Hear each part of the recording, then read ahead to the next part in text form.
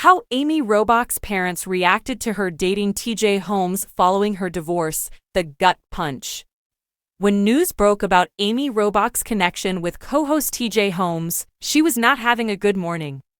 In fact, the day when pictures of her and TJ's romantic trip surfaced in November 2022, revealing their behind-the-scenes relationship, the former GMA3 anchor had to confront her parents.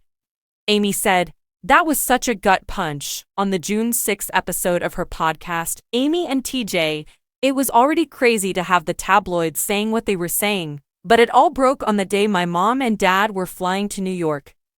Amy recalled how that day, everything went to hell, and expressed her grief at her parents' direct observation of the incident. She said to her parents, Mike and Joan Robach, who were guests on the podcast, "I hated that for you.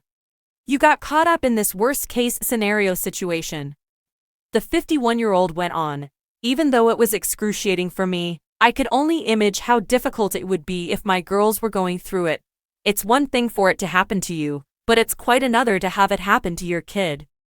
Despite all of the commotion, Joan said they were just fine.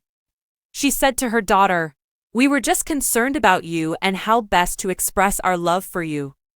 Even yet, Mike and Joan acknowledged that it took us a while to think through how do we show her we love her without scolding her. The news did come as a shock to them. Regarding Amy and TJ's romance, which followed their separate splits from Melrose Place star Andrew Shue and lawyer Marilee Fiebig, Mike said, "For me, this was way too fast. We would have much preferred that the divorces had been made known publicly and finalized before you all became a couple." Despite the fact that Amy and TJ, 46, were still legally wed to their husbands at the time their relationship was made public, they have refuted claims that they had an affair. In the end, their divorces from Andrew and Marilee were completed in 2023, and in December of that same year, rumors circulated that their former partners had begun dating.